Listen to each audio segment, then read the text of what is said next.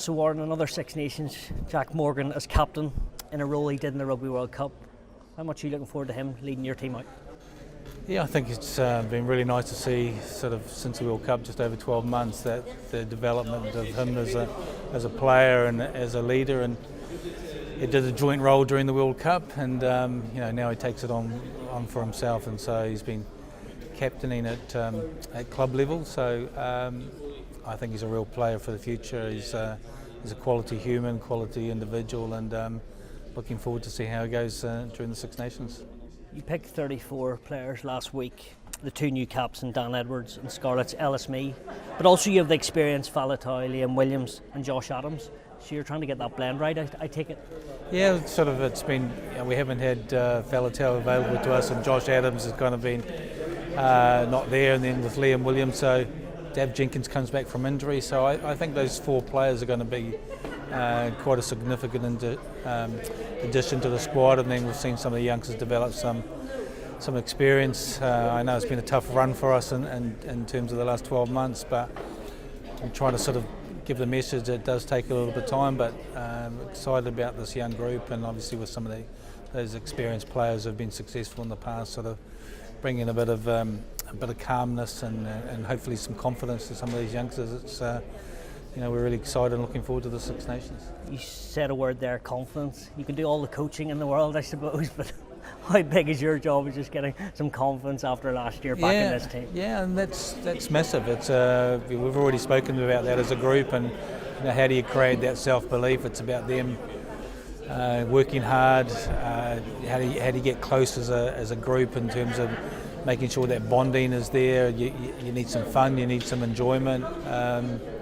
And probably the messaging from me sometimes is, it's almost like when you're down on confidence and there's some criticism, negativity around there. How do you almost like create a bit of a siege mentality in terms of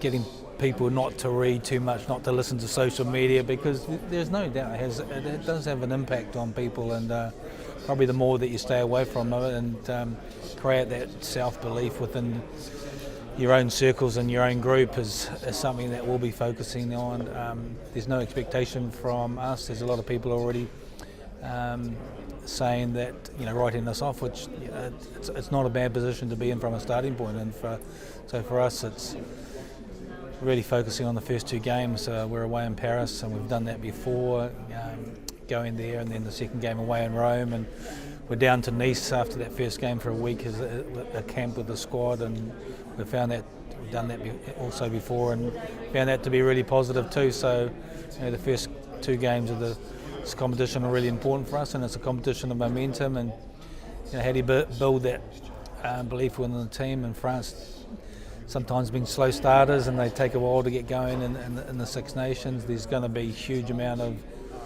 expectation on them, considering when you've seen some of their club performances as well. So do they go out there in the crowd expecting them to win comfortably, and then how do we get in their faces and try and disrupt them a little bit and sort of put them off their stride? So there's a lot of things for us to do over the next couple of weeks to hopefully build some self-belief and confidence.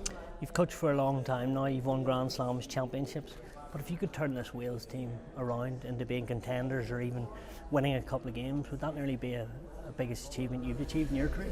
Yeah, considering how young they are, and considering that I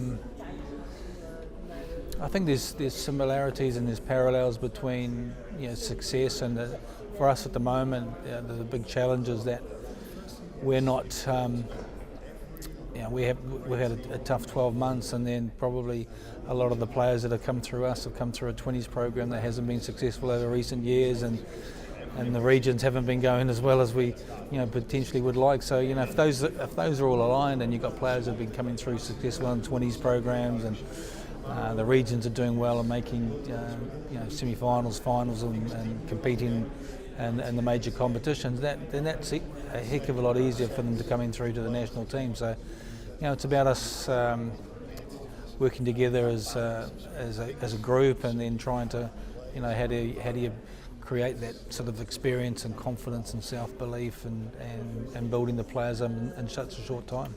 Final one, the quick one. What gives you the drive to still be the Welsh manager? Could have easily walked away. Yeah, could have easily walked away. Yeah, but I think I thrive on competition. Sort of and those challenges, and I've always been like that, even since I was very young. And so, it would have been easy to do that.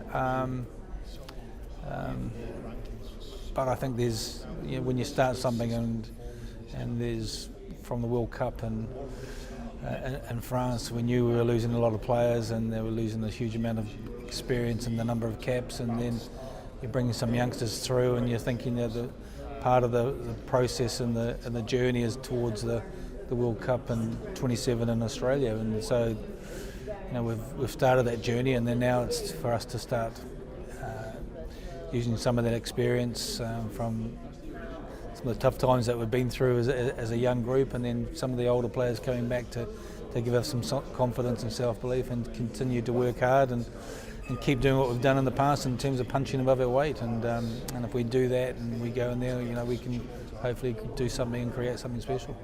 I hope that happens. Thanks, Warren. Cheers, thank you very much. Cheers, thank you.